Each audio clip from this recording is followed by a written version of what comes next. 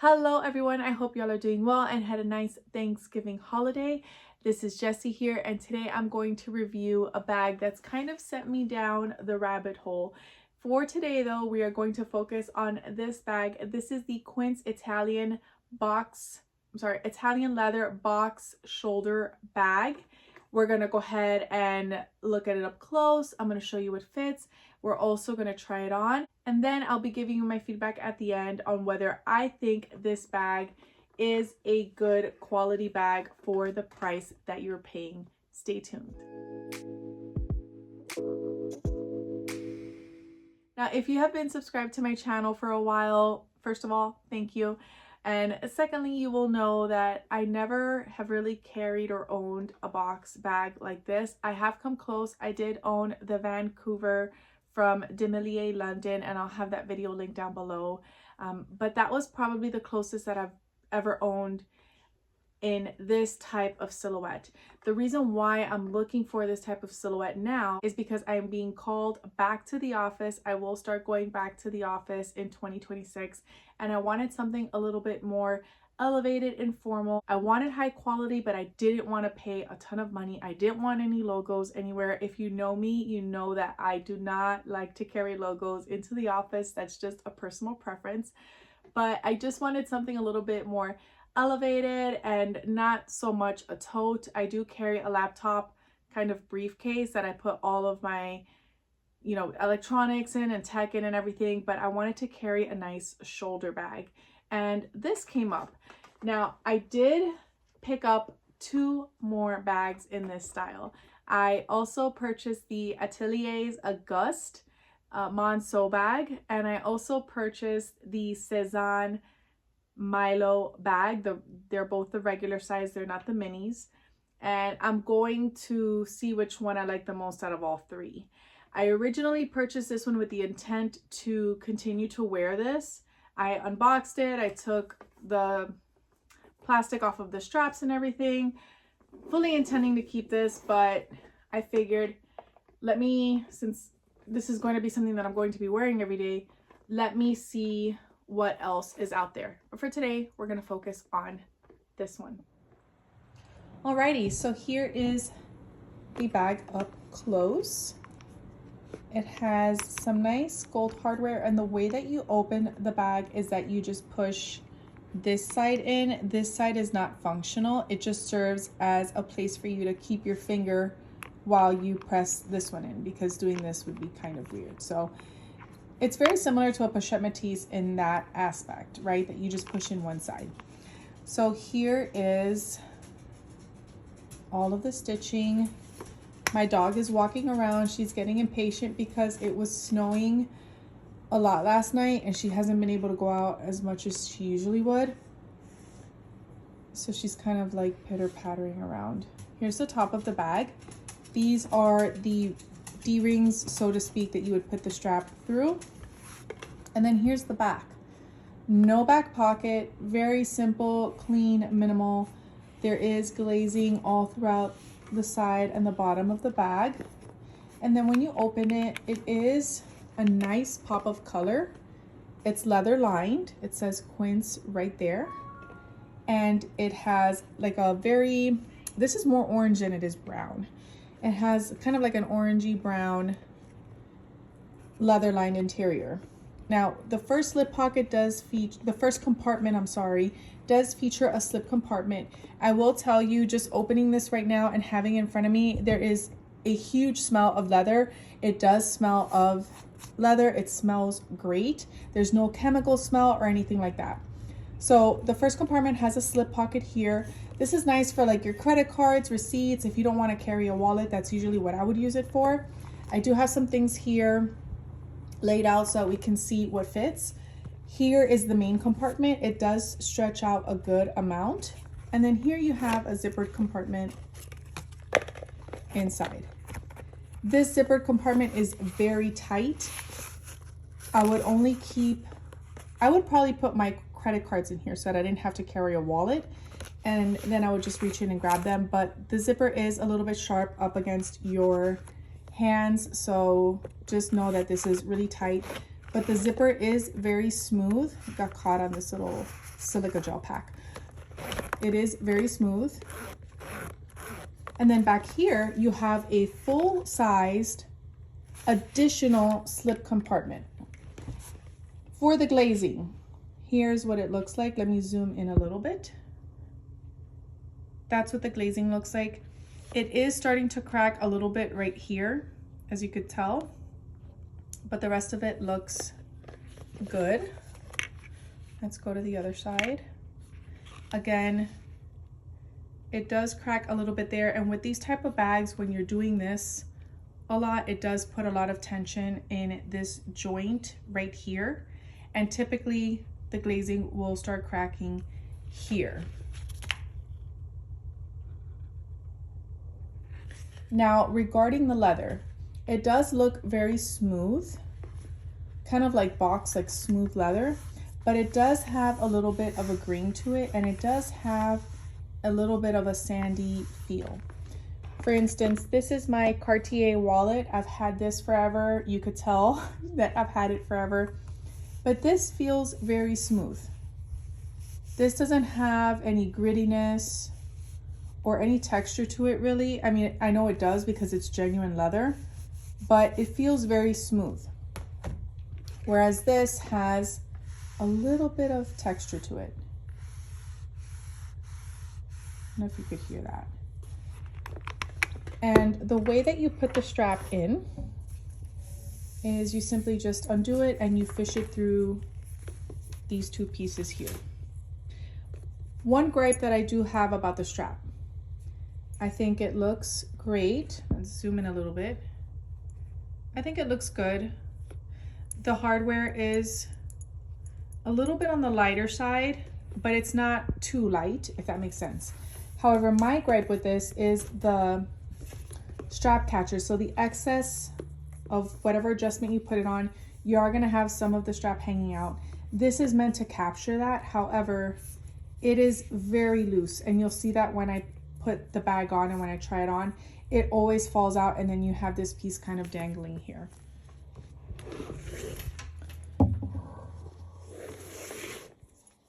The strap, let's put it on like the third adjustment. It has 5 adjustments in total. 2, 3, 4, 5. And then this is the strap catcher that I was talking about. You see it doesn't, well, now it's going to stay on, of course, because I'm trying to show you how it doesn't stay on, but really it doesn't stay on, and then it slides all the way down to this part of the bag. I have noticed though with these types of bags that have these rings up here, like I said, I own the Demilier Vancouver, and on the strap where you're doing a lot of this will cause friction.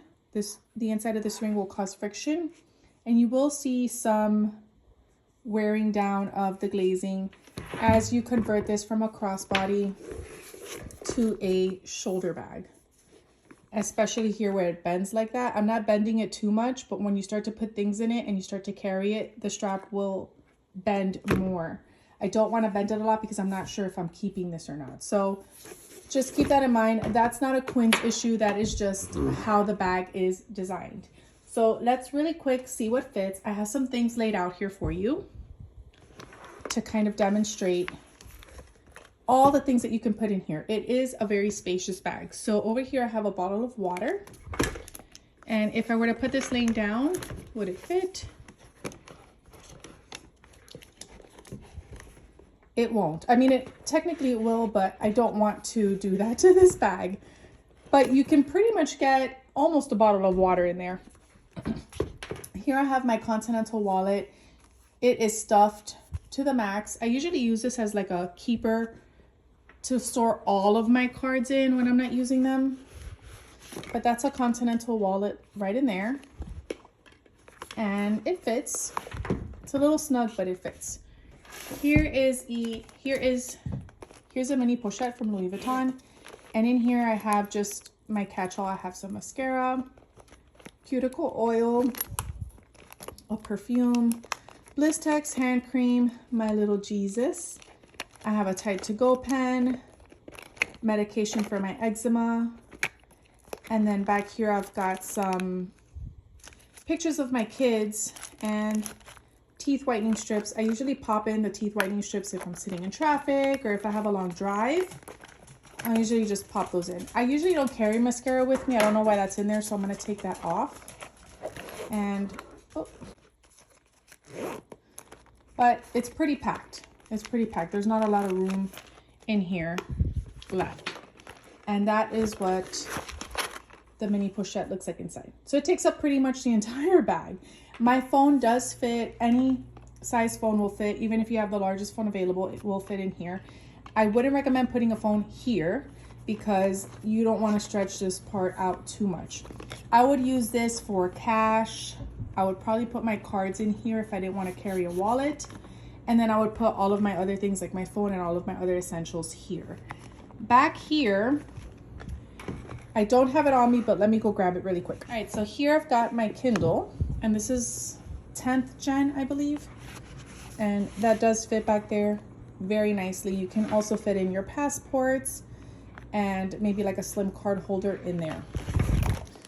Here is my Louis Vuitton Victorine wallet.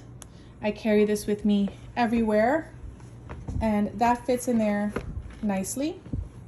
In here I've got a pouch from Dress Up Your Purse, and I just have some medicines in here, things that I might need for my kids, Band-Aids, Neosporin, things like that. So that also fits right in there.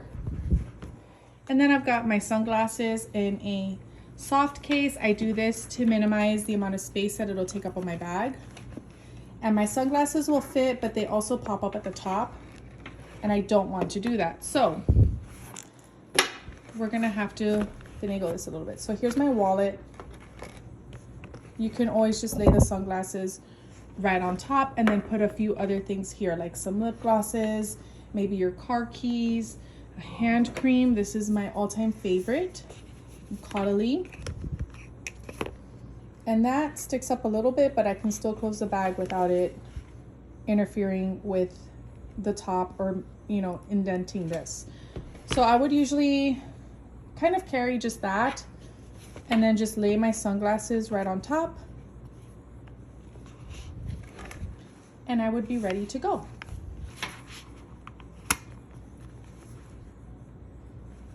One thing that I will mention about this is that these corners don't lift up despite me having the bag pretty full right now. It is heavy. For it being a leather lined bag, it's not that heavy when you don't have anything in it. I have had other bags that are leather lined that are substantially more heavier than this. So without your things in it, it's still a really light option.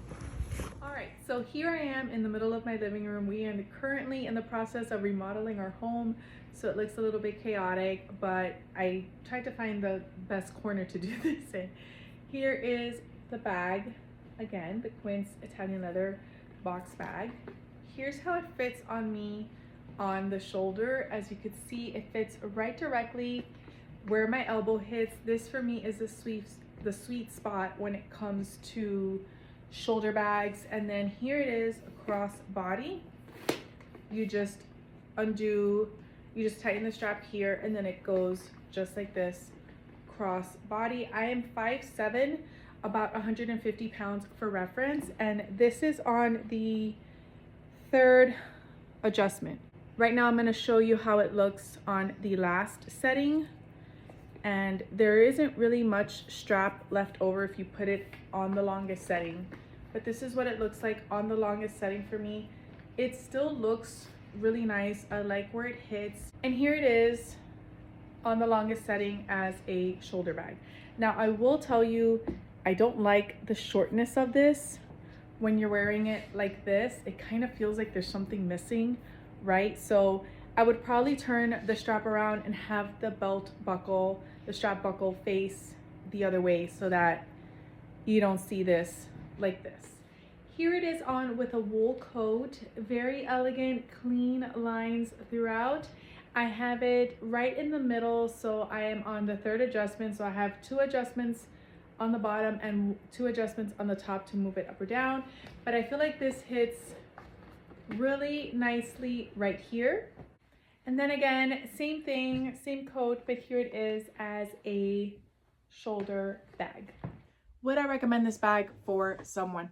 Absolutely. Again, it is still a contender. I still have yet to receive the other two bags. So this one may very well be the one that stays in my collection.